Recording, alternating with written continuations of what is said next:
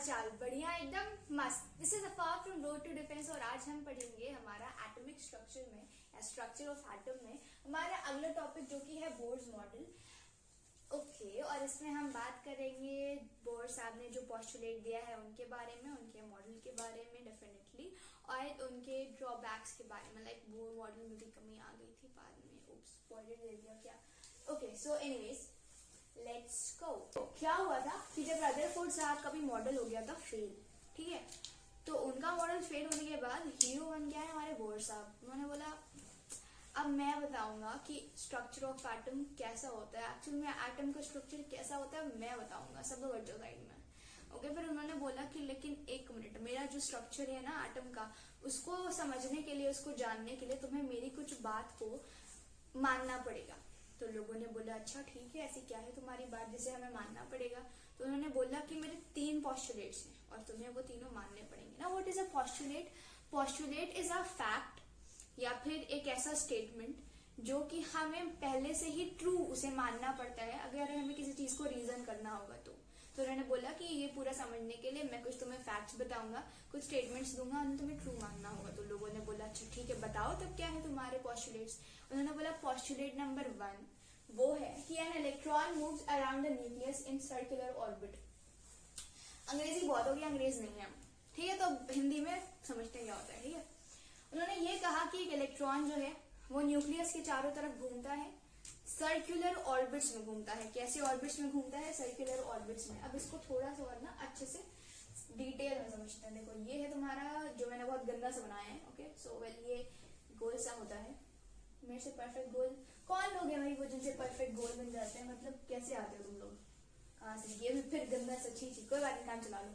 तो ये तुम्हारा न्यूक्लियस। न्यूक्लियस में कौन कौन रहते हैं? प्रोटॉन और न्यूट्रॉन। इतना हमें अभी तक किसने बता दिया है? रदरफोर्ड भाई साहब ने बता दिया है कि न्यूक्लियस में रहते हैं प्रोटॉन और न्यूट्रॉन्स। रदरफोर्ड साहब ने किसका मतलब खोज की थी? रदरफोर्ड साहब ने खोज की थी हमारे प्रोटॉन्स की और साथ ही में न्यूक्लियस की, 2 चीज की खोज की थी ना। उन्होंने बोला सेंटर में कोई चीज, उसी को नाम दिया तो उन्होंने न्यूक्लियस, ठीक है। तो ये हो गया तुम्हारा क्या, प्रोटॉन और न्यूट्रॉन किसमें है? न्यूक्लियस में है। इसको हम कहते हैं न्यूक्लियर रीजन। इसको जो न्यूक्लियस वाला पार्ट है उसे हम क्या कहेंगे? न्यूक्लियर रीजन कहेंगे, definitely nuclear region of an atom. इसके बाहर वाला जितना पार्ट होता है न्यूक्लियस के बाहर वाला, ये पूरा का पूरा पार्ट, जब मैं हाथ फेर रही हूँ, ये पूरा का पूरा पार्ट, इसे हम क्या कहते हैं? Extra nuclear region. न्यूक्लियस के बाहर का रीजन एक्स्ट्रा न्यूक्लियर रीजन। उन्होंने बोला इसके चारों तरफ है ऐसे गोल गोल, जो मेरा गोल बन नहीं रहा है, गोल गोल रानी कितना कितना पानी, हाँ, गोल गोल सर्कुलर ऑर्बिट्स हैं। तो ऐसे करके उन्होंने सर्कुलर ऑर्बिट्स बनाया। बोला कि देखो ये ठीक है, क्या क्यों ऐसे नहीं बनता भाई, क्या दिक्कत है मेरे हाथों में? तो उन्होंने बोला ऐसे देखो गोल गोल ना उसमें सर्कुलर ऑर्बिट्स हैं। तो लोगों ने बोला अच्छा ठीक है, और फिर उन्होंने बोला इन सर्कुलर ऑर्बिट्स में घूम रहे हैं इलेक्ट्रॉन। कौन घूम रहा है? इलेक्ट्रॉन घूम रहा है। कौन घूम रहा है? इलेक्ट्रॉन घूम रहा है, ठीक है। उन्होंने ये कहा कि इन सर्कुलर ऑर्बिट्स में इलेक्ट्रॉन घूम रहे हैं, और उन्होंने कहा कि जब ये इलेक्ट्रॉन इन सर्कुलर ऑर्बिट्स में घूमता है तो वो अपनी एनर्जी नहीं लूज करता है, नन्ना, वो अपनी एनर्जी नहीं लूज करेगा। तो लोगों ने बोला अच्छा ठीक है, वो अपनी एनर्जी नहीं लूज करेगा, ठीक है, हम समझिए। फिर उन लोगों ने बोला अच्छा ठीक है, इतना तो हो गया, बहुत बोल दिया, तो वो दूसरा वाला बताओ, दूसरा क्या तुम्हारी बात थी जो मैं मानना है, दूसरा पॉस्टुलेट बताओ। तो उन्होंने बोला कि एन इलेक्ट्रॉन ऑर्बिटल मूवमेंट, हाँ ठीक है, an electron orbital momentum is quantized. ऊपर से गया, ऊपर से गया है ना। ओके ओके, देखो क्वांटाइज का मतलब पहले समझते हैं, इसे हम थोड़ा सा चार्ज के टर्म में समझते हैं, क्योंकि क्वांटाइजेशन वाली चीज पहले हम लोग सबसे पहले वही पढ़ते हैं कि चार्ज इज क्वांटाइज, तो उसके बारे में पढ़ते हैं। ये क्वांटम मैकेनिक्स से आता है। ये क्या होता है, क्या कहते हैं, सब फिजिक्स का है और केमिस्ट्री का भी है, उसे मतलब नहीं है। क्वांटाइज का सिंपल मतलब ये होता है कि एक कोई सबसे छोटी यूनिट होगी, उसे हम कहते हैं क्वांटम। ओके, और उसी के मल्टीपल में चीजें एग्जिस्ट करती है। जैसे कि फॉर एग्जांपल चार्ज का क्वांटम क्या है? एक चार्ज का सबसे छोटी वैल्यू चार्ज की क्या है? जो कि एक इलेक्ट्रॉन की चार्ज की वैल्यू होती है। इलेक्ट्रॉन की चार्ज की वैल्यू कितनी होती है? सब पीछे बढ़ा चुकी है, 1.6 × 10⁻⁻19 कूलम। ये तुम्हारा सबसे छोटा वैल्यू है ऑफ अ चार्ज।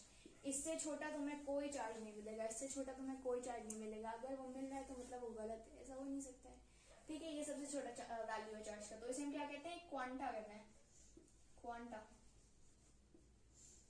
ठीक है, ये कहते हैं। ओके, तो ये कहते हैं। अब अगर दुनिया में कहीं पे भी चार्ज एग्जिस्ट कर रहा वो इससे बड़ा ही करेगा डेफिनेटली, या तो इसके जितना करेगा। और वो ऐसा नहीं कि इसके फ्रैक्शन में कर जाए, लाइक 3/2 इंटू 1.6 इंटू 10⁻⁻19 कूलम हो जाए, ना ना ना ना, ये हमेशा n इंटू 1.6 इंटू 10⁻⁻19 कूलम में एग्जिस्ट करेगा, जहाँ पे n एक इंटीजर होता है। यानी ये 1.6 इंटू 10⁻⁻19 कूलम होगा, या फिर 2 इंटू 1.6 इंटू 10⁻⁻19 कूलम होगा, 3 इंटू 4 इंटू ऐसे करके होगा। कभी ऐसे नहीं कि 1.5 इंटू 1.6 इंटू 10⁻⁻19 कूलम का तुम्हें कहीं चार्ज मिल जाए, ये गलत होगा। कभी वो फ्रैक्शन में नहीं, इंटीजर में रहेगा। तो ये जो फ्रैक्शन में नहीं इंटीजर में एग्जिस्ट कर रहा है, क्वांटा जो है वो मल्टीप्लाई हो रहा है, ठीक है, और वैसे ही वो एग्जिस्ट कर सकता है। इसका ये मतलब है कि चार्ज क्वांटाइज्ड है, वो फ्रैक्शन में एग्जिस्ट नहीं करेगा। उसका एक क्वांटा होगा और क्वांटा के फ्रैक्शन में वो एग्जिस्ट नहीं करेगा, उसके इंटीजर्स में एग्जिस्ट करेगा। सिंपल मीनिंग यही होता है क्वांटाइज्ड होने का। तो सिमिलरली उसने क्या कहा, उसने ये कहा कि ये जो इलेक्ट्रॉन घूम रहे हैं, उसने ये कहा कि ये जो इलेक्ट्रॉन घूम रहे हैं इनका अपना एंगुलर मोमेंटम होगा। नाउ काफी लोग को एंगुलर मोमेंटम का मतलब नहीं पता है। एंगुलर मोमेंटम का खाली इतना ही मतलब है कि तुमने मोमेंटम पढ़ा होगा 9th में, वो भी नहीं पढ़ा कोई बात नहीं। मोमेंटम क्या होता है, P = mv, मास उसकी वेलोसिटी, इसी को मल्टीप्लाई कर दो वो तुम्हारा मोमेंटम बन जाता है, ठीक है ना। इसको हम क्या कहते हैं, मोमेंटम जनरल फॉर्म में कहते हैं, लेकिन एक्चुअली ये क्या होता है, लीनियर मोमेंटम। मतलब अगर कोई बॉडी सीधे सीधे चल रही है, सीधे सीधे एकदम चल रही है, तो उसका जो मोमेंटम होगा यानी मास इंटू वेलोसिटी का जो प्रोडक्ट होगा, मतलब मास और वेलोसिटी का जो प्रोडक्ट होगा वही तुम्हारा क्या कहलाएगा, लीनियर मोमेंटम कहलाएगा। अब वही अगर मान लो कोई बॉडी घूमने लगे, रोटेट करने लगे, तो रोटेट करने के लिए एक नया टर्म आ जाता है, उसे हम कहते हैं एंगुलर मोमेंटम। और इस एंगुलर मोमेंटम की स्पेलिंग ये है, अच्छा लिखा तो है मैंने, नहीं लिखा, बहुत सही। एंगुलर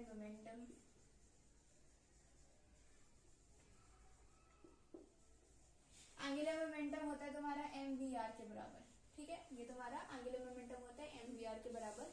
और ये कोई भी अगर ऑब्जेक्ट है जो कि तुम्हारा गोल गोल घूम रहा है, तो उसके मोमेंटम को डिफाइन करने के लिए टर्म आता है एंगुलर मोमेंटम। अभी थोड़ा सा इसे जिस दिया है मैंने इस चीज को समझाने के लिए।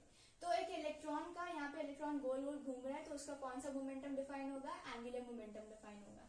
ना वो कह रहे हैं कि इस इलेक्ट्रॉन का जो एंगुलर मोमेंटम है वो क्वांटाइज्ड होता है। ओके, वो क्वांटाइज्ड होता है, ठीक है। यानी कि ये हमेशा एक इसका क्वांटा होगा। क्वांटा क्या है, यानी क्वांटा मतलब एक सबसे छोटी वैल्यू होगी एंगुलर मोमेंटम की, वो क्या है तुम्हारा, इसमें एंगुलर मोमेंटम में quanta of angular momentum of an electron. एक इलेक्ट्रॉन का जो एंगुलर मोमेंटम है उसका क्वांटा है तुम्हारा h/2π। What is this h? This h is your Planck's constant. h is your Planck's constant. h की वैल्यू होती है 6.626 into 10⁻⁻34 joules. Okay, 6.626 into 10⁻⁻34 joules ये तुम्हारी प्लैंक्स कांस्टेंट की वैल्यू होती है। ये कांस्टेंट होता है, इसकी वैल्यू बस इतनी है, ठीक है। तो इसकी जगह तुम्हें ऐसा नहीं अच्छा लग रहा है, ये वैल्यू डाल दो। तो ये एक इलेक्ट्रॉन है, ये हमेशा ऐसे ही घूमेगा, घूमता रहेगा अपने ऑर्बिट में, और इसका एंगुलर मोमेंटम सबसे छोटे वाले का, सबसे छोटा कम सबसे कम एंगुलर मोमेंटम होगा h/2π। Now what it is saying, the second postulate is saying कि या तो ये ऐसे घूमेगा, ठीक है, या फिर ये इस फॉर्म में घूमेगा। बेसिकली वो इस फॉर्म में घूमेगा, ये होता है इसका एंगुलर मोमेंटम। एक इलेक्ट्रॉन का एंगुलर मोमेंटम जो है वो nh/2π होगा। What is this n? This n is again your integers 1 2 3 4 5 6 7 8। अगर कोई भी इलेक्ट्रॉन है उसका मोमेंटम h/2π होगा, 2h/2π होगा, 3h/2π होगा, लेकिन 3h/2π होगा। लेकिन अगर मैं बोल दूं कि 3/2 into h/2π, तो दैट इज नॉट करेक्ट, ठीक है। 3/2 into 2h/2π ये that is not correct. 1.5 h/2π that is not correct. 1.7 h/2π that is not correct. आपका फ्रैक्शन में, डेसिमल में वैल्यू वो नहीं लेगा, आपका हमेशा वो n की वैल्यू एक इंटीजर है, ठीक है, n की वैल्यू क्या है, एक इंटीजर है, और इसे वो कहते हैं कि ये क्वांटाइज्ड है। इसी का मतलब होता है क्वांटाइज्ड होना। समझ आया कि मैंने बहुत ज्यादा गंदा बता दिया, शायद। सिंपल समझो भाई, एंगुलर मोमेंटम क्या होता है, लीनियर मोमेंटम का रोटेशनल फॉर्म, ठीक है। वो तुम्हारा एक इलेक्ट्रॉन के लिए मिनिमम वैल्यू क्या है, h/2π है, और कोई भी इलेक्ट्रॉन कैसे कैसे मतलब उसका एंगुलर मोमेंटम कितना होगा, nh/2π होगा, where n is your integer. इसको याद रखो, that's it. Okay, now the next thing is, अब हमारे बोर बाबा ने क्या कहा, हमारे बोर बाबा ने कहा कि यार एक इलेक्ट्रॉन जो है, मान लो मैं स्ट्रेट लाइन से, ये जो सर्कुलर ऑर्बिट्स हैं इनको मैं स्ट्रेट लाइन से दिखा रही हूँ, ज़ूम ज़ूम ज़ूम ज़ूम, इतने लाइन की जरूरत नहीं थी, पता नहीं क्यों बना दी। एनीवेज, मान लो कि ये तुम्हारे क्या है, ये तुम्हारे ऑर्बिट्स हैं, ये पहला, ये दूसरा, ये तीसरा, ये चौथा, ऐसे करके, है ना। ये चीज तो बतानी भूल, वेरी गुड। क्या कि इसी को तुम KLMN पढ़ते हो ना, जो ये K है, ये L है, इसके बाद आएगा M शेल, ठीक है, फिर आएगा ऑर्बिट बेसिकली, ठीक है, KLMN, ऐसे को हम 1 2 3 4 ऐसे करके बोलते हैं। तो ये तुम्हारा K है, K orbit, L orbit, M orbit, N orbit, O P Q R S T U V W X Y Z, समझ गए, ऐसे करके। और यही फिर इसको नंबर से कह दो कि 1 first orbit, second orbit, third orbit, fourth orbit, बस सिंपल इतनी ही चीज थी इसमें। तो मान लो कि ये तुम्हारा फर्स्ट है ऑर्बिट, ये तुम्हारा सेकेंड है, ये तुम्हारा थर्ड है, ओके, ये तुम्हारा फोर्थ है। तो अब उन्होंने ये कहा कि अगर मान लो कि एक इलेक्ट्रॉन है वो घूम रहा है किसी भी ऑर्बिट में, लेट्स से सेकेंड ऑर्बिट में घूम रहा है, ठीक है, तो वो क्या करेगा, वो ये इलेक्ट्रॉन तुम्हारा थर्ड में भी जा सकता है, फर्स्ट में भी जा सकता है, फोर्थ में भी जा सकता है, किसी भी ऑर्बिट में जा सकता है, किसी भी ऑर्बिट में वो जंप मार सकता है। An electron can make transition from its energy level to another stable energy level, यानी कि वो अपने stable energy level which is अभी उसका सेकंड वाला से वो फर्स्ट में भी जा सकते हैं, थर्ड में भी, फोर्थ में भी, सेवेंथ में भी, एट में भी, किसी में भी वो जा सकता है, ठीक है। और ये जाएगा कैसे, मतलब बस मेरा मन क्या, या इलेक्ट्रॉन का मन क्या, यार सेकंड में बोर हो गए हैं, मजा नहीं आ रहा है, चलो फिफ्थ में चल के देखते हैं क्या हाल है वहां पे, ऐसा कुछ नहीं, ऐसा नहीं है, ये गलत बात है, ऐसे नहीं करता इलेक्ट्रॉन।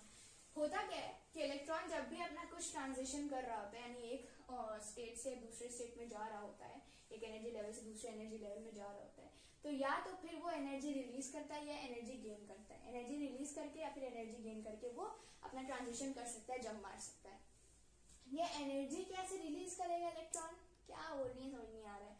एनर्जी रिलीज करेगा in the form of photon, photon के फॉर्म में वो अपनी एनर्जी रिलीज करता है या फिर गेन करता है। व्हाट इज फोटोन, फोटोन नाम सुना है, ओ माय गॉड, फोटोन, क्या वो लाइट वाला फोटोन, हाँ वही वो लाइट वाला फोटोन, लाइट जिससे बनती है, light is made up of photons. Photon क्या होता है, एनर्जी कैरियर, ठीक है, एनर्जी कैरियर होता है फोटोन, दैट्स इट, उसका कुछ नहीं होता, मतलब फोटोन इज नथिंग बट जिससे लाइट बनती है and it is an energy carrier. तो ये भी क्या करता है, फोटोन रिलीज करके या फोटोन गेन करके ये जंप मार देता है। नाउ द पॉइंट इज किस टाइम पे वो रिलीज करेगा और किस टाइम पे वो गेन करेगा, ये क्या मतलब उसको मन कर रहा है तो कुछ भी कर लेगा, नहीं ऐसा नहीं होता है। देखो अगर वो हाई स्टेट में और लोअर एनर्जी लेवल पे आ रहा है, तुम खुद अंदाजा मारो, मेरे पास पहले ज्यादा एनर्जी थी, फिर अब मेरे पास कम एनर्जी है, तो मैं वो एनर्जी बची जो डिफरेंस है उसका वो मैं दूंगी ना, याद करने की कोई जरूरत नहीं है। मेरे पास पहले मान लो 30 जूल था, फिर मैं अब 10 जूल पे जा रही, तो वो 20 जूल कहाँ गया, वो मैं तो दे दूंगी ना किसी को, कि मुझे जरूरत नहीं, मुझे 10 वाले पे जाना है तो तुम 20 वाला ले लो। तो सिमिलरली ये क्या करता है, ये क्या करेगा, जुम जुम जुम जुम करके यहाँ पे आ जाएगा, ठीक है, और ये क्या करेगा कि ये फोटोन दे देगा, रिलीज करेगा, एनर्जी रिलीज करेगा ना। वो एनर्जी कितनी रिलीज करता है, वो एनर्जी इतनी रिलीज करता है कि इसके फर्स्ट वाले एनर्जी और दूसरे वाले एनर्जी के बीच में जितना गैप है डेल्टा ई, यानी कि E2 माइनस E1 यानी डेल्टा ई, ये जो इन दोनों के बीच का एनर्जी गैप है, इसी एनर्जी को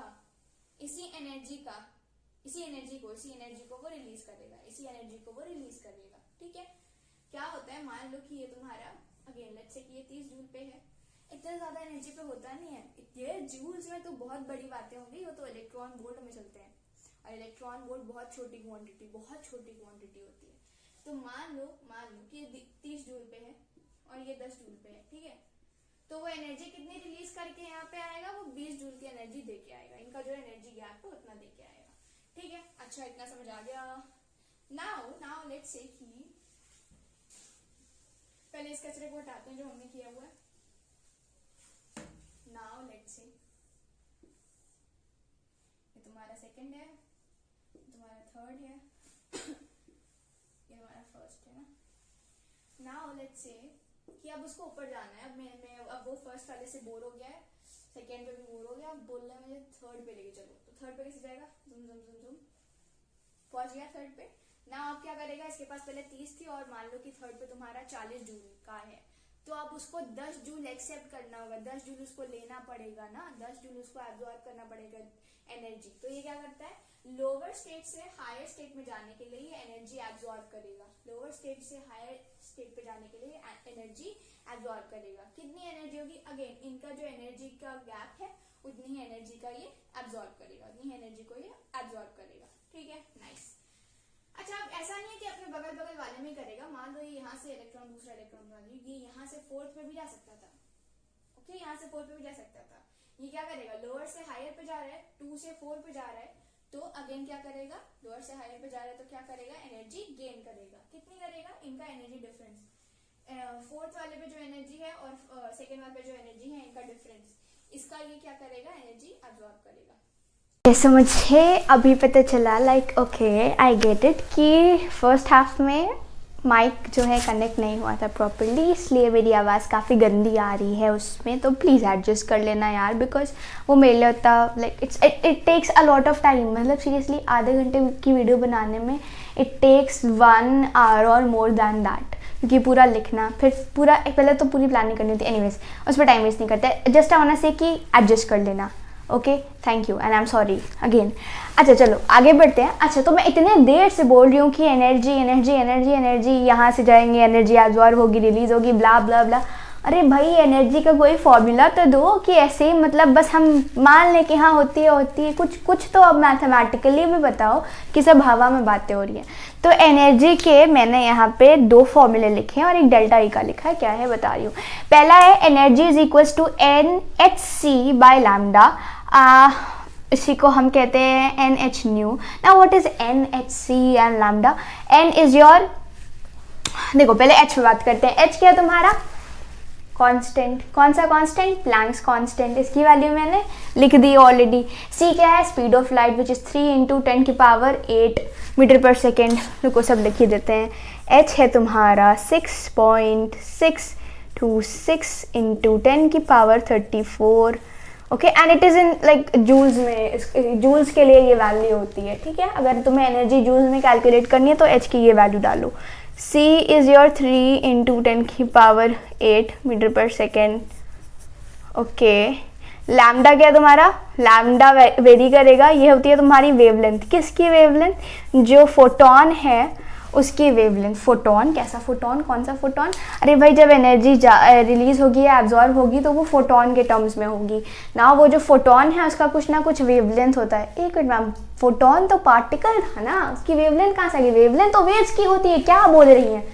अरे भाई फोटोन जो है 2 नेचर दिखाता है, एक पार्टिकल का एक वेव का, ठीक है, दोनों नेचर दिखाता है। फोटोन हैज़ डुअल नेचर, एक पार्टिकल का एक वेव का। तो जब वो वेव का नेचर दिखाएगा, जो इस केस में दिखा रहा है, तो उसकी कुछ वेवलेंथ होगी, वही वेवलेंथ तुम्हारी लैम्डा, यहाँ पे उसको हम लिख रहे हैं, और वही तुम्हारी इस एनर्जी में आती है, ठीक है। नाउ न्यू जो होता है उसे हम कहते हैं फ्रीक्वेंसी, ठीक है, यहाँ लिखने की जगह है शायद। न्यू तुम्हारी क्या है, फ्रीक्वेंसी। किसकी फ्रीक्वेंसी, अगेन भाई साहब जो वेव है उसी की फ्रीक्वेंसी। वेव कौन सी वेव, फोटोन की वेव। न्यू तुम्हारा बेसिकली, अगर तुम ऐसे भी फिजिक्स हल्का फुल्का पढ़े हो या नहीं भी पढ़े तो मैं बता दे रही हूँ कि न्यू तुम्हारा उसकी वैल्यू होती है v बाय लैम्डा के बराबर, लेकिन यहाँ पे हम जो वेलोसिटी है वो c है तो इसलिए हम c लिख रहे हैं, ठीक है। यहाँ पे न्यू किसके बराबर होता है, c बाय लैम्डा के, इसलिए हम c बाय लैम्डा की जगह क्या लिख सकते हैं, न्यू लिख सकते हैं। क्या लिख सकते हैं, न्यू लिख सकते हैं। बहुत सही, सही जा रहे हो। अच्छा ना, what is this n is nothing but your कि कैसे समझाऊं लाइक जैसे हम क्वांटाइज कर रहे थे ना, तो तुम्हारी एक फोटोन की जो एनर्जी है वो hc/λ है, लेकिन जब हम उसको मतलब काफ़ी सारे रहेंगे, डिफरेंट पैकेट्स में जाएंगे, तो जितना नंबर ऑफ फोटोन जाएगा वो तुम्हारा n है यहाँ पे, वही तुम्हारा क्या है n है यहाँ पे, ठीक है। इसमें मैं क्वेश्चन भी कराऊंगी, तो अभी अगर नहीं समझ आ रहा है कोई बात नहीं, वो तुम्हें देख के तब समझ आ जाएगा। दूसरा बहुत बहुत बहुत इंपॉर्टेंट फॉर्मूला, जिसे मैं थोड़ा सा और कायदे से लिख दे रही हूँ, रुक जाओ, छी रुक जाओ, -13.6, ठीक है।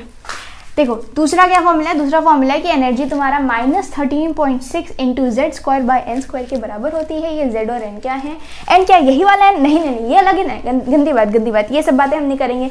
ये n और ये n अलग अलग हैं, समझ गए, ये n और ये n अलग अलग हैं, यहाँ लिख ही दे रही हूँ। n is your number of photon, ठीक है।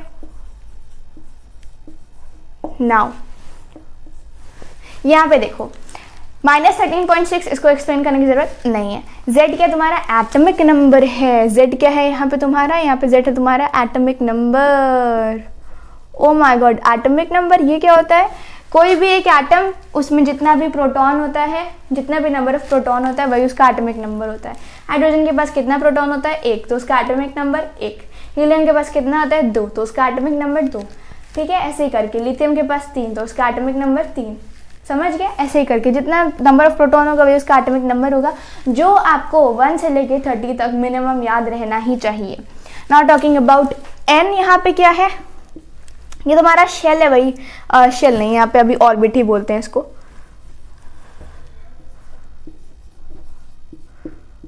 ठीक है। ये तुम्हारा ऑर्बिट है कि कौन से ऑर्बिट में है या कौन से स्टेट में है, कौन से एनर्जी स्टेट में है। ये तुम्हारा n क्या है, ऑर्बिट या फिर एनर्जी स्टेट, दोनों सेम ही चीज़ है। जैसे कि ये फर्स्ट वाले में है तो यहाँ पे n की वैल्यू 1, सेकेंड वाले में तो n की वैल्यू 2, थर्ड वाले में तो n की वैल्यू 3। फॉर एग्जाम्पल अगर मैं पूछूं कि तुम मुझे बताओ, जैसे ये नीचे वाले क्वेश्चन में आओ, calculate the energy of ground state of hydrogen. Hydrogen है, ठीक है। ओ मैंने ग्राउंड स्टेट यूज कर दिया वर्ड, कोई बात नहीं, इसी से समझा दे रहे हैं ना। व्हाट इज ग्राउंड स्टेट, पहले तो इसी पे आते हैं। ग्राउंड स्टेट और एक्साइटेड स्टेट क्या होता है। ग्राउंड स्टेट तुम्हारा जो सबसे लोएस्ट स्टेट है, जो कि तुम्हारा 1 होता है, वही तुम्हारा क्या होता है, ग्राउंड स्टेट। ग्राउंड स्टेट कुछ नहीं बल्कि क्या है, फर्स्ट स्टेट, पहला ऑर्बिट। ग्राउंड स्टेट तुम्हारा क्या होता है, फर्स्ट ऑर्बिट, उसी को हम क्या कहते हैं, ग्राउंड स्टेट कहते हैं, ठीक है। इसके ऊपर जितने भी आए उन्हें हम क्या कहेंगे, एक्साइटेड स्टेट। क्या कहेंगे, एक्साइटेड स्टेट कहेंगे। अच्छा, इसके ऊपर जो आया उसे हम फर्स्ट एक्साइटेड स्टेट कहेंगे। ये ग्राउंड स्टेट हो गया, इसके ऊपर first excited state, second excited state, third excited state, fourth excited state, यानी तुम्हारा एक्चुअल जो ऑर्बिट है उससे एक कम तुम्हारा एक्साइटेड स्टेट रहेगा। यानी सेकेंड वाला उसको तुम कौन सा एक्साइटेड स्टेट रहेगा, वो फर्स्ट एक्साइटेड स्टेट रहेगा। थर्ड वाला कौन सा एक्साइटेड स्टेट रहेगा, सेकेंड एक्साइटेड स्टेट रहेगा। फोर्थ वाला कौन सा एक्साइटेड स्टेट रहेगा, थर्ड एक्साइटेड स्टेट रहेगा। समझ आ रहा है, टर्मिनोलॉजीज है खाली, और कुछ नहीं है, खाली कुछ टर्म्स है, ठीक है। तो इसके ऊपर वाले क्या है, एक्साइटेड स्टेट है। क्या ये चीज़ तुम लोगों ने अपनी नोट्स कॉपी में लिखी, हाँ या ना लिखना होता है, ना मत बोलना, ठीक है। Calculate the energy of ground state of hydrogen, ये क्वेश्चन है हमारा। तो ग्राउंड स्टेट यानी कि फर्स्ट स्टेट, कुछ नहीं बल्कि फर्स्ट स्टेट। मैं क्यों कलर नहीं चेंज कर रही हूँ, मुझे क्या हो गया है कि मैं कलर नहीं चेंज कर रही हूँ, सारी चीज़ मैं ब्लैक से ही लेके जा रही हूँ, ये कौन सी बात हुई भाई। एनीवेज चलो इसको सॉल्व करते हैं। तो इससे हमें क्या पता चल गया कि n की वैल्यू कितनी है भाई, 1 है। हाइड्रोजन दिया हुआ है कि हाइड्रोजन का पता करना है, तो हमें क्या पता चल गया कि z की वैल्यू यानी एटॉमिक नंबर हाइड्रोजन का कितना होता है, 1, यानी z की वैल्यू कितनी है, 1 है। इसमें डालो सेकंड वाले में, हमें क्या पता चल जाएगा कि E इज इक्वल टू, अरे छिछी कितना गंदा लिख रही हूँ, रुक जाओ, हाँ तो हमें पता चल जाएगा कि E is equals to -13.6 into z²/n² होता है। वैल्यू डालेंगे तो -13.6 इंटू 1 का स्क्वायर जो कि 1 ही आता है, और n का स्क्वायर जो कि 1 ही आता है, तो ये हो जाएगा -13.6। नाउ कौन सी यूनिट, मतलब क्या हम जूल्स में ही कैलकुलेट किए हैं, नहीं, ये इलेक्ट्रॉन वोल्ट है, ये electron volt is another quantity जिसमें कि हम क्या करते हैं, एनर्जी को कैलकुलेट करते हैं। ये एक दूसरी यूनिट होती है, सॉरी, ये एक दूसरी यूनिट है। जैसे जूल्स एक यूनिट है एनर्जी कैलकुलेट करने के लिए, वैसे ही इलेक्ट्रॉन वोल्ट एक यूनिट है एनर्जी कैलकुलेट करने के लिए। समझ आया या नहीं आया? ठीक है, तो ये फॉर्मूला तुम्हारा इलेक्ट्रॉन वोल्ट के लिए है, ये फॉर्मूला तुम्हारा इलेक्ट्रॉन वोल्ट के लिए है, जबकि ये फॉर्मूला तुम्हारा जूल्स के निकालने के लिए या जो भी तुम्हें निकालना है उसमें तुम वैल्यू डाल दो तो हो जाएगा। ठीक है, अच्छा ओके, तुम्हें अगर इलेक्ट्रॉन वोल्ट और जूल्स में कन्वर्ट करना है, रुको इसके बाद बताऊंगी, अभी यहाँ बहुत हौच पौच हो गया है। हाँ, अब क्या करें, थोड़ा सा इरेज करें क्या? सही में बहुत ज़्यादा गंदगी मचा दी है मैंने, थोड़ा सा इरेज करते हैं, मुझे अगली चीज़ जो समझानी है उसके लिए। चलो अब वापस से जो हम डायग्राम डिस्कस कर रहे थे उस पर आते हैं। ये वाला डायग्राम, हमारा प्यारा सा डायग्राम, इसमें क्या है देखो।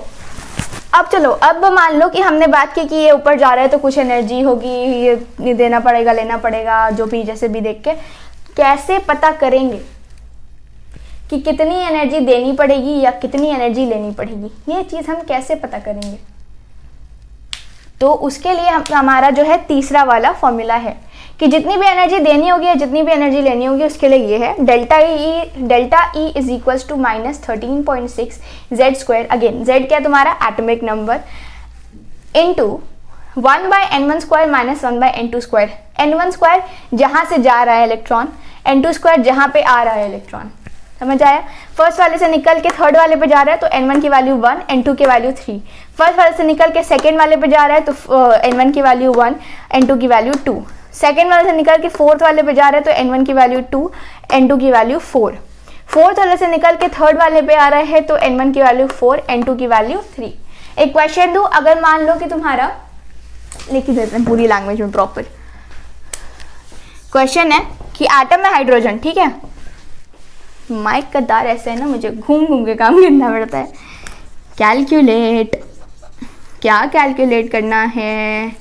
Delta E for hydrogen if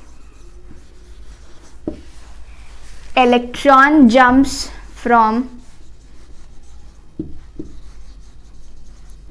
ground state यानी कि n की value 1, ground state to first excited state. First excited state यानी कि सबसे पहले एक्साइटेड कौन होता है? 1 के ऊपर, उसके बाद सारे एक्साइटेड स्टेट आते हैं, तो 1 के ऊपर सबसे पहला कौन आएगा? 2। सेकेंड एक्साइटेड स्टेट क्या हुआ? 3, 4, ऐसे कर करके समझ गए तुम क्या बोल रही हूँ मैं? Excited state to first excited state. Calculate delta E for hydrogen if electron jumps from ground state to first excited state. तो हमें दिया हुआ है n1 की वैल्यू 1, ओके, n2 की वैल्यू 2, हाइड्रोजन है यानी z की वैल्यू 1। फॉर्मूले में रखो, आंसर निकालो, तो हमें मिल जाएगा डेल्टा ई की वैल्यू हो जाएगी -13.6 जेड स्क्वायर यानी 1 का स्क्वायर, तो वो होता है 1 इंटू 1/n1 स्क्वायर यानी n1 क्या है? 1 है, ठीक है, इसका स्क्वायर माइनस 1/n2 स्क्वायर यानी कि 2 का स्क्वायर।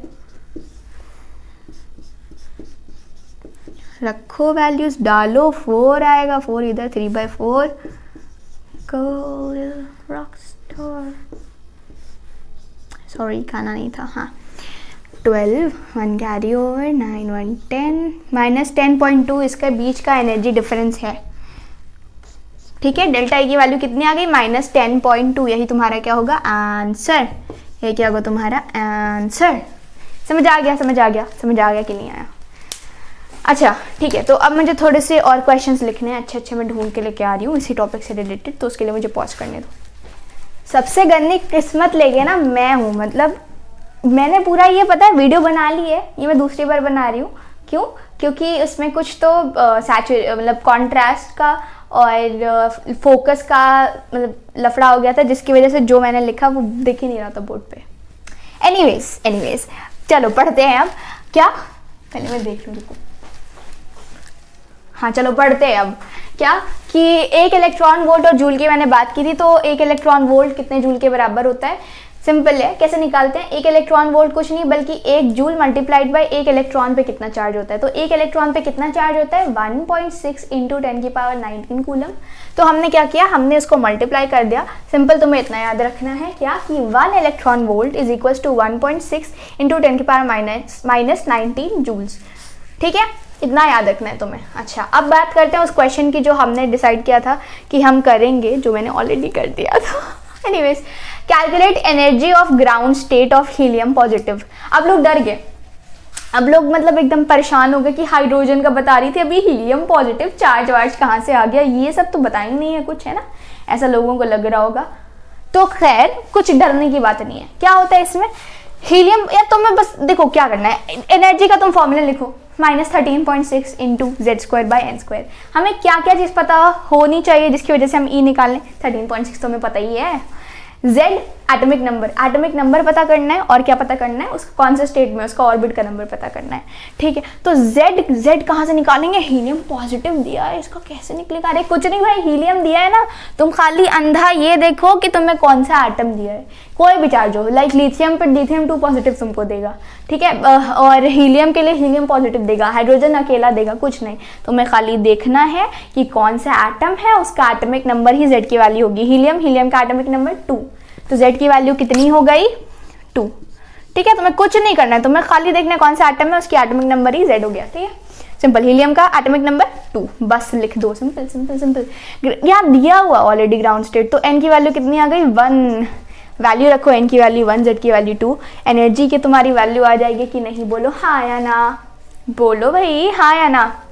ठीक है, तो सॉल्व कर लेना इसको। Now question number 2 is your homework, and इसमें करना क्या है? Calculate energy of ground state, first excited state, second excited state, okay, third excited state of पहला हाइड्रोजन, दूसरा हीलियम, तीसरा लिथियम 2 पॉजिटिव, मतलब हीलियम पॉजिटिव और तीसरा लिथियम 2 पॉजिटिव। मतलब समझ नहीं आया। मतलब ये कि पहले तुम हाइड्रोजन का ground state, first excited state, second excited state, third excited state निकालो, फिर हीलियम के लिए भी ये चारों चीज़ निकालो, फिर लिथियम 2 पॉजिटिव के लिए भी ये चारों चीज़ निकालो। यानी मैंने एक सवाल में तुम्हें टोटल 12 सवाल दे दिए हैं। ठीक है, इट इज़ वेरी इजी, बस तुम्हारी कैलकुलेशन की प्रैक्टिस होगी, तुम्हें फॉर्मूला याद हो जाएगा, क्योंकि एनर्जी का फॉर्मूला याद रहना चाहिए। अच्छा, तो तुम ये कर लोगे, आई नो कि कर लोगे, नहीं कर पाओगे तो मुझे बस कमेंट्स में बता देना, ठीक है, तो मैं तुम्हें बता दूंगी कि कैसे करना है। लेकिन अगर तुमने ऑलरेडी ये सब कर लिया, देख लिया, तो तुम्हें कर लेना चाहिए। नाउ अब बात करते हैं, आगे बढ़ते हैं, क्या कि अगर हमने तो यार एनर्जी निकाल ली किसी भी ऑर्बिट के लिए, हमने उसका डेल्टा ई भी निकाल लिया, ठीक है, वो सब बात समझ गए हम। अब ये बताओ मैम, क्या बताएं, कि अगर मान लो कि एक ऑर्बिट है, तो मुझे ना अब उसका रेडियस जानना है कि उस ऑर्बिट का रेडियस कितना होगा। मैंने बोला अच्छा इतनी सी बात, बस यही सब जानना है। ले आराम से चीज़ है। क्या आर की वैल्यू तुम्हारी होती है 0.529 इंटू n²/z एंगस्ट्रॉम्स में आंसर मिलेगा। Angstrom, what is angstrom? Angstrom is nothing but जैसे कि सेंटीमीटर होता है, सेंटीमीटर, मीटर, किलोमीटर, ये सब होता है ना लेंथ को मेजर करने के लिए, वैसे भी एंगस्ट्रॉम एक, वैसे ही एंगस्ट्रॉम एक यूनिट होती है लेंथ को मेजर करने के लिए।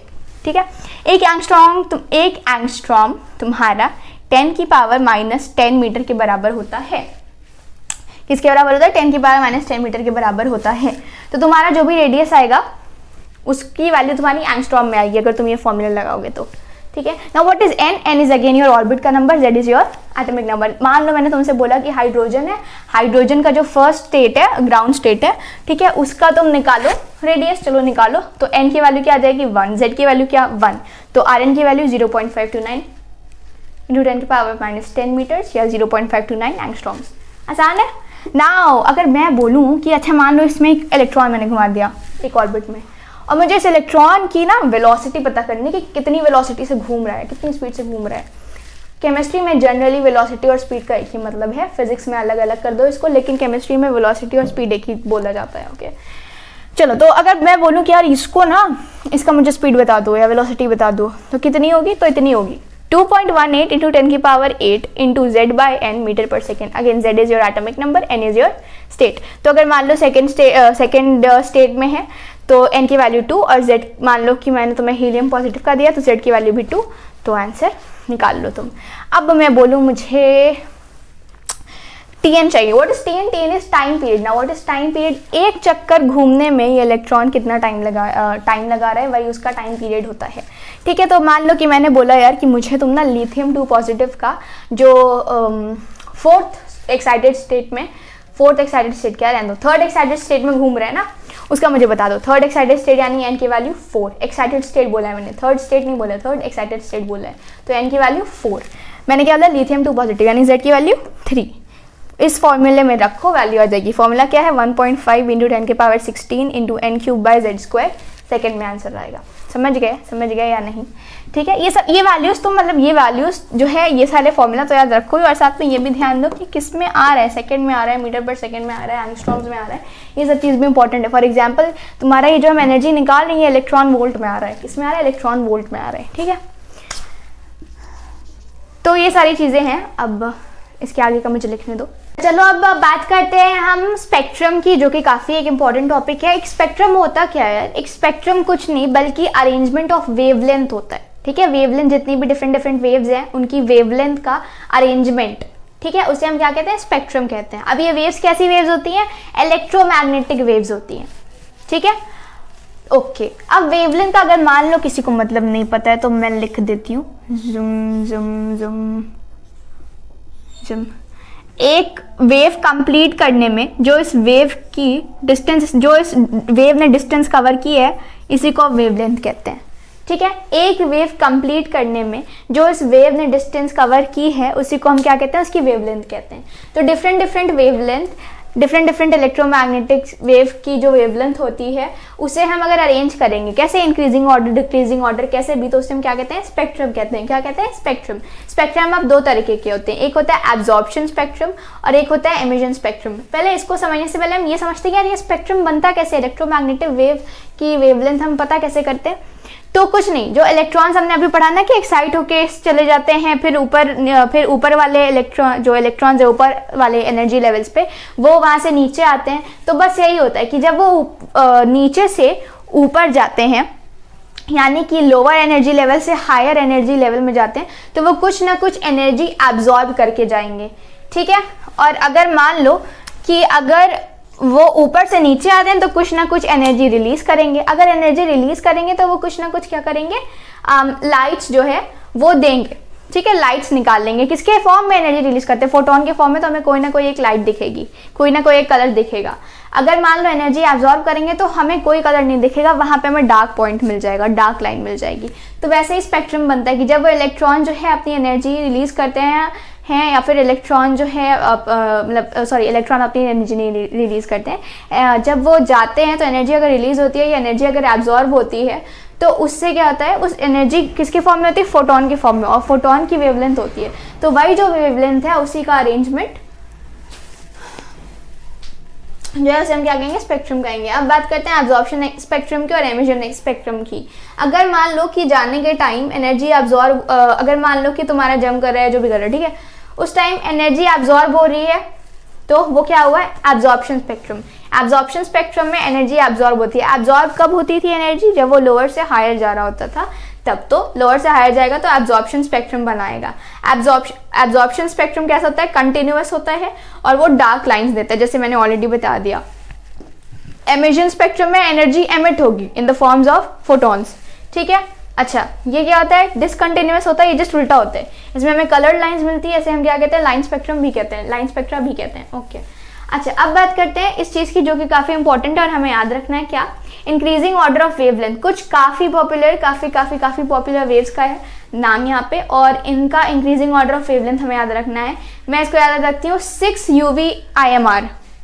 6 एज इन जो 6 वाला 6 होता है ना, 6 UV IMR. IMR पता नहीं क्या है, बस मैंने इसे याद रखने के लिए ऐसा बना लिया, 6 UV IMR. तो C से क्या है? Cosmic rays.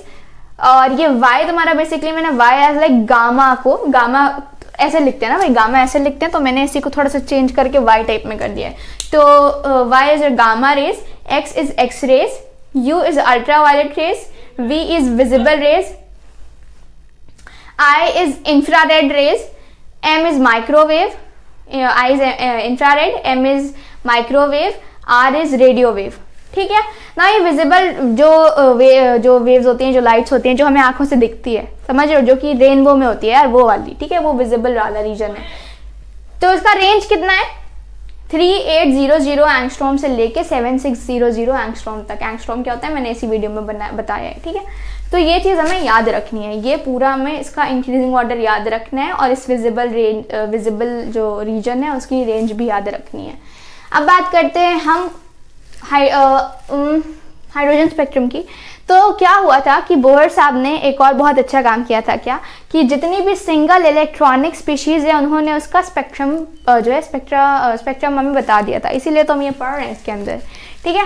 तो उन्होंने क्या किया था कि हमें सबका स्पेक्ट्रम बता दिया था। अब सिंगल इलेक्ट्रॉनिक स्पीशीज़ का क्या मतलब होता है, यानी जिसके पास सिर्फ और सिर्फ एक इलेक्ट्रॉन है उसे हम कहते हैं सिंगल इलेक्ट्रॉनिक स्पीशीज़। जैसे हाइड्रोजन, उसके पास एक इलेक्ट्रॉन, तो वो एक सिंगल इलेक्ट्रॉनिक स्पीशीज़ में आता है। हीलियम पॉजिटिव, इसीलिए हम हीलियम पॉजिटिव लिथियम 2 पॉजिटिव ले रहे हैं, क्यों, क्योंकि एक लिमिटेशन था बोहर साहब का कि वो सिर्फ और सिर्फ अपना मॉडल जो है वो सिंगल इलेक्ट्रॉनिक स्पीशीज़ के लिए बता पाए थे, जिसके पास एक से ज़्यादा इलेक्ट्रॉन है उसके लिए उनका जो भी लॉ था, जो भी चीज़ें थी, सब फेल हो गई थी, ठीक है। इसीलिए उनको भी फिर इनका भी जो मॉडल था उसे हम हटा दिए थे, उसे कंसिडर नहीं करते हैं। खैर एनीवेज आगे बढ़ते हैं, बात करते हैं इसकी। तो मैं ये कह रही थी कि जैसे कि हीलियम पॉजिटिव है, हीलियम का एटॉमिक नंबर है 2, तो प्रोटॉन कितने हुए 2 ना। हीलियम कोई भी एटम क्या है वो स्टेबल होता है, तो उसके पास इलेक्ट्रॉन, नंबर ऑफ प्रोटॉन और नंबर ऑफ इलेक्ट्रॉन बराबर होगा। तो 2 अगर नंबर ऑफ प्रोटॉन है तो 2 ही तुम्हारा नंबर ऑफ इलेक्ट्रॉन भी होगा। लेकिन हम अगर उसको एक इलेक्ट्रॉन हटा देते हैं, यानी उस पर हम पॉजिटिव चार्ज लगा देते हैं, तो हीलियम पॉजिटिव के पास कितना होता है, एक इलेक्ट्रॉन हम हटा दिए, हीलियम पॉजिटिव बन गया, तो एक ही इलेक्ट्रॉन बचा। तो helium positive is again your single electronic species, lithium 2 positive is again your single electronic species. तो इन्होंने क्या किया कि उनके स्पेक्ट्रम हमें बता दिए अच्छे से। देखो जैसे कि इसमें क्या हुआ था, अब देखो एक उन्होंने फॉर्मूला दिया था, क्या फॉर्मूला था, कहाँ लिखूँ, कोई जगह ही नहीं बची है, यहाँ लिख देती हूँ। 1/λ is equals to RZ 1/N1 square 1/N2 square के बराबर, ठीक है। तो उन्होंने हमें क्या किया कि ये हमें एक फॉर्मूला भी मिला था। ये फॉर्मूला था तुम्हारा वेवलेंथ का। अगर हमें कोई भी वेवलेंथ निकालनी है तो उसके लिए हम क्या करेंगे, उसके लिए ये फॉर्मूला अप्लाई करेंगे, R into Z। Z is your atomic number, R is your रेडबर्ग्स constant. R की वैल्यू होती है 109677। मैं इसे कैसे याद रखती हूँ पता है, मैं इसे ऐसे याद रखती हूँ कि 3 दोस्त थे, 10, 9 और 6, और वो तीनों हमेशा साथ साथ रहते थे, हमेशा साथ रहे, कभी दूर हो ही नहीं, ठीक है। तो वही रेडबर्ग्स कांस्टेंट है क्या, 10, 9, 6, 7, 7, 10, 9, 6 ये तीनों हमेशा साथ साथ रहते थे, तो 10, 9, 6, 7, 7 ये तुम्हारा रेडबर्ग्स कांस्टेंट है। तो R की वैल्यू 10, 9, 6, 7, 7। फिर Z तुम्हारा जो भी एटॉमिक नंबर है, N1 तुम्हारा जहाँ जो मैंने बताया था कि जहाँ से इलेक्ट्रॉन आ रहा है वो N1, जहाँ पे इलेक्ट्रॉन जा रहा है वो N2, ठीक है। तो इससे तुम वैल्यूज रखोगे तो तुम्हारी लैम्डा की वैल्यू निकल जाएगी, मिल जाएगी, जो भी तुम्हें चाहिए होगी। नाउ क्या होता है, अब उन्होंने पूरी एक अपनी सीरीज बताई थी, मतलब उन्होंने पूरा एक बताया था क्या। अब हमारे पास कुछ नहीं तो पांच सीरीज है, कौन सी, Lyman, Balmer, Paschen, Brackett and Pfund, जो भी बोलते हैं। मैं उसे पिफन याद रखती हूँ ताकि मतलब मेरी जो लिखने वाली चीज़ है वो गलत ना हो। ये क्या था, मैं थोड़ा इरेज करूँ, चलो थोड़ा सा इरेज करते हैं। अच्छा एक और चीज़ क्या कि ये जो हम बात कर रहे हैं सिंगल इलेक्ट्रॉनिक स्पीशीज़ की, ये कैसी, इनका जो स्पेक्ट्रा था ये कैसा स्पेक्ट्रा था, एमिशन स्पेक्ट्रा था। तो वो उसे हम क्या कहेंगे, लाइन स्पेक्ट्रा भी कहेंगे, और वो डिसकंटिन्यूअस भी था, है ना। जितनी भी एमिशन स्पेक्ट्रा में बात थी वो सारी की सारी तुम्हारी hydrogen spectra, lithium spectra, lithium 2 positive spectra और हीलियम पॉजिटिव स्पेक्ट्रा के लिए काम आती है, अब एप्लीकेबल है उस पर। नाउ अगर मान लो कि कोई एक इलेक्ट्रॉन है, ठीक है, वो डिफरेंट ऑर्बिट पे हो सकता है, 1, 2, 3, 4, 5, 6 ऐसे करके इन्फिनिटी तक ऑर्बिट्स होते हैं एक एटम में। अच्छा अगर मान लो कि कोई भी ऑर्बिट से वो फर्स्ट वाले ऑर्बिट पे आ रहे हैं, कोई भी ऑर्बिट से वो फर्स्ट वाले ऑर्बिट पे आ रहे हैं, तो वो डिफरेंट लैम्डा के साथ आएगा, डिफरेंट वेवलेंथ के साथ आएगा, है ना। उसकी डिफरेंट वेवलेंथ होगी, डिफरेंट वेवलेंथ होगी कि नहीं होगी भाई, होगी, ठीक है। डिफरेंट वेवलेंथ का वो जो है मतलब फोटोन रिलीज करेगा, है ना। तो डिफरेंट वेवलेंथ होगी। तो ये जितनी भी तुम्हारी वेवलेंथ का पूरा सीरीज है उसे हम कहते हैं लाइमन सीरीज। ठीक है, हमारे पास टोटल कितनी सीरीज है? 5 है। Lyman, Balmer, Paschen, Brackett and Pfund, जो मैं बोलती हूँ which is actually fun but okay.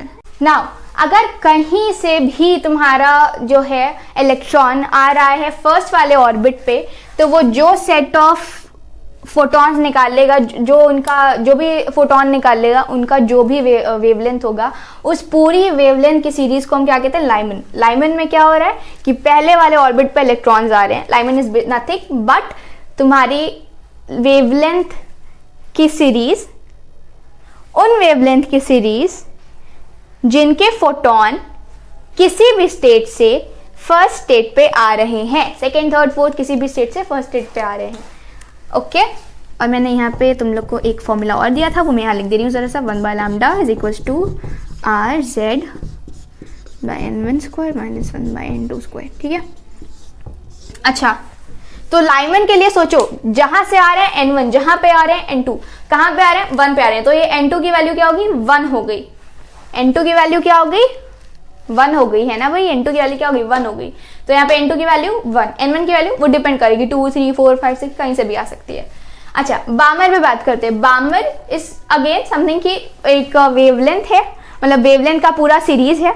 ठीक है, कौन सी वेवलेंथ? जिनके फोटोन कहीं से भी सेकेंड पे आ रहे हैं, सेकेंड पे आ रहे हैं तो क्या हुआ? बामर। यानी N2 की वैल्यू अगर 1 है तो लाइमन, N2 की वैल्यू अगर 2 है तो बामर, N2 की वैल्यू अगर 3 है तो पास्टन, N2 की वैल्यू अगर 4 है तो ब्रैकेट, N2 की वैल्यू अगर 5 है तो फैन या पिफिन, जो बोलना है। ठीक है, तो यहाँ मैं लिख दे रही हूँ कि डिफरेंट कलर से, यहाँ पे N2 की वैल्यू है 1, N2 की वैल्यू है 2, N2 की वैल्यू है 3, N2 की वैल्यू है 4 और यहाँ N2 की वैल्यू है 5।